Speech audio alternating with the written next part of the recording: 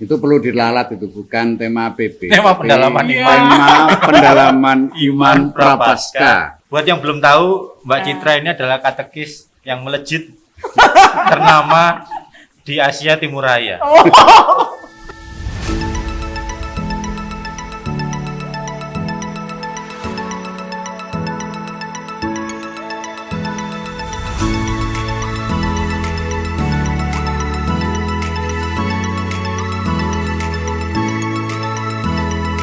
Halo semua, shalom. Selamat berjumpa lagi di OMK Surabaya dalam segmen Jaim, Jagongan Iman.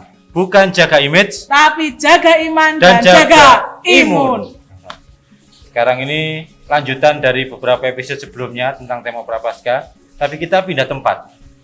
Sekarang kita ini berada di Gereja Stasi Santa Maria Posarang, Paroki Santo Vincenzo Sao Paulo, Kediri. Dan ini spesial gerejanya. Karena ada saya. Iya. Estetik.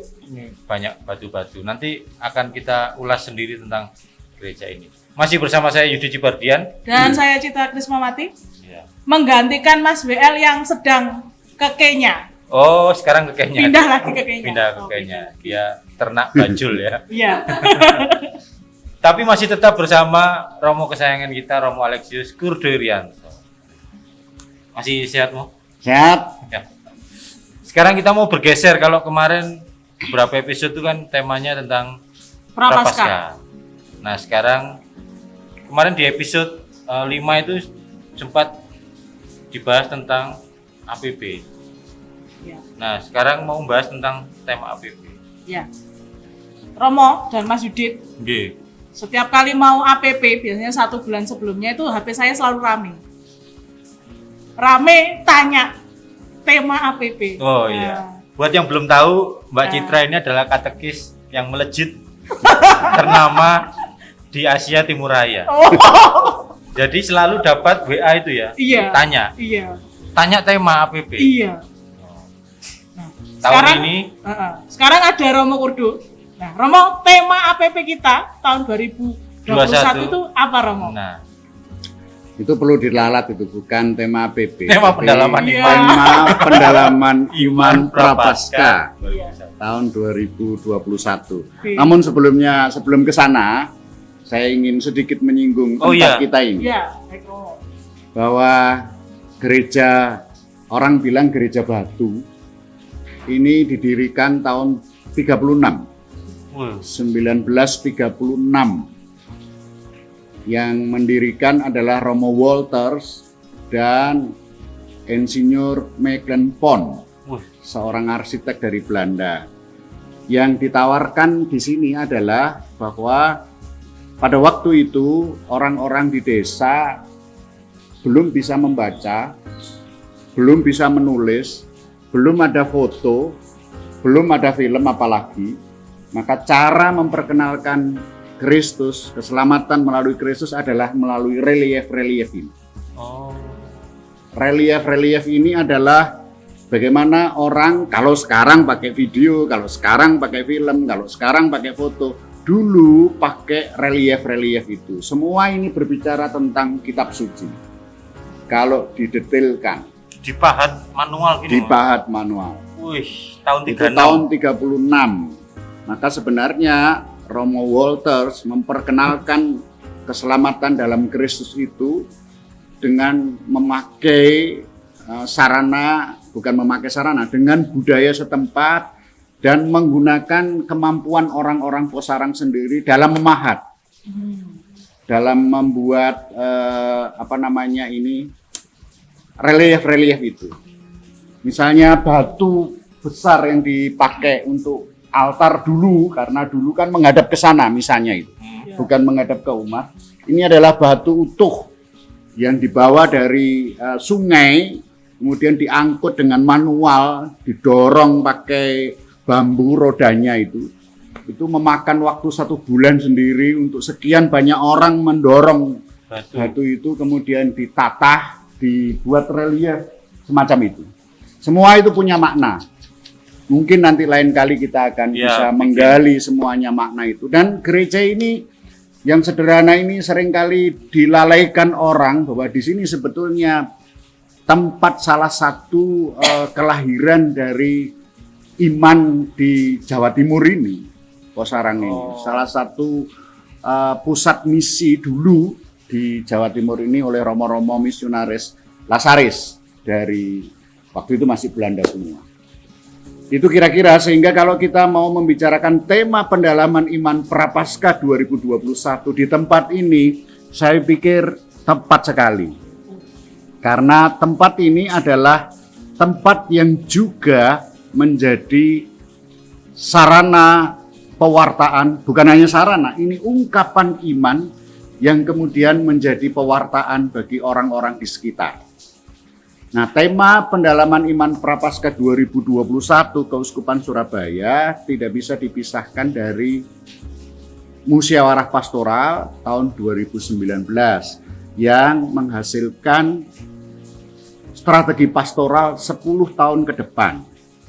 Dalam musyawarah pastoral 2019, Bapak Uskup menetapkan arah dasar Keuskupan Surabaya 10 tahun ke depan masih sama dengan 10 tahun yang lalu. Masih ingat arah dasarnya?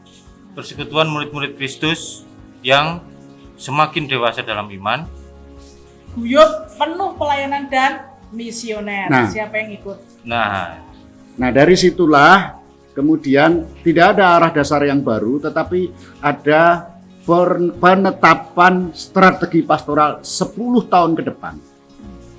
Nah, strategi pastoral 10 tahun ke depan itu dibagi dalam 3 tahap. Tahap yang pertama itu adalah persekutuan murid-murid Kristus. Itu 4 tahun. 4 tahun pertama.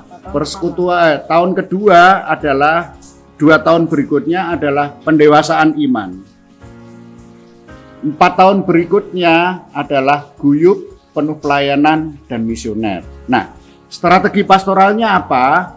Strategi pastoral 10 tahun ke depan adalah mendewasakan paroki, berakar lingkungan yang hadir di tengah masyarakat. Itu strategi 10 tahun ke depan. Nah, kemudian dibagi 3 tahap itu tadi, strategi itu.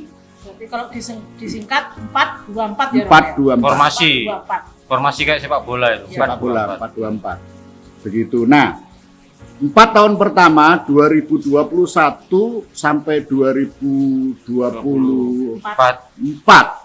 itu kemuritan, persekutuan murid-murid Kristus. Dibagi dalam 2 tahap, yaitu kemuritan dan persekutuan murid-murid. Maka pada tahun 2021 ini, kemuritan itu tahun pertama adalah mengenal Yesus, Guru dan Tuhan. Itu tahun mengenal Yesus, Guru dan Tuhan untuk seluruh keuskupan di seluruh jenjang umat, baik itu biak, rekat, OMK, lansia, semua keluarga, semuanya ke sana. Kira-kira demikian. Maka tema tema pendalaman iman Prapaskah 2021 adalah mengenal bersama Simon Petrus, mengenal Yesus, Guru dan Tuhan. Mengenal bersama Simon Petrus, mengenal Yesus, Guru dan Tuhan. Mengapa? Langsung pertanyaannya umat kalau mendengar itu, mengapa Simon Petrus? Kalau mengenal Guru dan Tuhannya kan karena tema tahunan dari Ardas tadi itu tahun 2021. Lalu kenapa depannya ada bersama Simon Petrus? Iya. Kita harus tahu yang dimaksud dengan mengenal dulu. Mengenal itu dalam perjalanan ini, yang dimaksud mengenal bukan kenalan siapa rumahnya, lalu bagaimana lahir tahun berapa, tetapi lebih ke mengikuti Yesus. Kita tidak mungkin menjadi murid Yesus, tidak mungkin mengenal Yesus tanpa mengikuti. Maka kemuritan itu berarti mengenal, berarti mengikuti Yesus. Nah, kenapa Petrus? Petrus adalah salah seorang murid Yesus yang pertama. yang mengikuti Yesus terus sampai selesai, bahkan dia meneruskan Yesus setelah Yesus naik ke surga. Dia menjadi pemimpin gereja awal, dan kemudian kita tahu Petrus menjadi paus yang pertama Dan pemegang kunci surga. pemegang kunci surga. Nah, Petrus itu juga memiliki peran yang menonjol di dalam kehidupan bersama Tuhan Yesus selama Tuhan Yesus membentuk para muridnya. Yang pertama, dia memberikan pengakuan. Yang kedua, dia juga diajak Yesus untuk naik ke atas gunung menyaksikan kemuliaan. Petrus juga yang ditegur oleh Yesus, bahkan dikatakan enyahlah iblis. Petrus itu juga yang kemudian diajak untuk berdoa di Taman Getsemani ketika Tuhan Yesus mau ditangkap. Petrus itu pula satu-satunya murid Yesus yang menyangkal. Maka Petrus itu memiliki tempat yang istimewa di dalam perjalanan menjadi murid Yesus. Maka kita mengambil Petrus. Ya, berarti memang pakai profilnya Simon Petrus itu karena memang untuk contoh ya, Mo, ya, untuk teladan gitu ya. Karena ya kalau dari ceritanya tadi itu Simon Petrus itu persis kayak saya juga gitu, kayak apa kadang menyangkal, pergi, terus ragu-ragu, takut, terus balik lagi gitu ya. Iya. Jadi dalam diri Petrus sebenarnya kita melihat perjalanan iman kita sendiri. Nah, itu. Dalam diri Petrus kita melihat perjalanan semua orang mengenal Yesus. Mengenal itu berarti sekali lagi mengikuti. Dan mengikuti itu berarti menjadi murid Yesus. Mengikuti itu berarti berjalan di belakang Yesus. Menempuh jalan yang ditempuh oleh Yesus.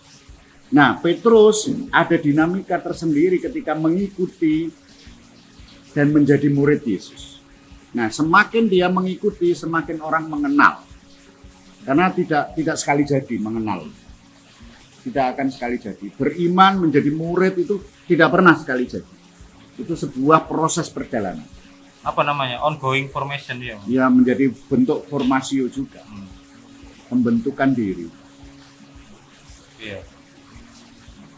Oke Romo, dari keempat Injil yang dimiliki oleh gereja ya, mengapa kok dipilihnya itu Injil Markus untuk mengenal Yesus? Iya. Memang dipilih Injil Markus karena pertama-tama tahun 2021 adalah tahun B. Saya jelaskan sedikit. Di dalam gereja Katolik itu ada tahun A, tahun B, tahun C dalam liturgi.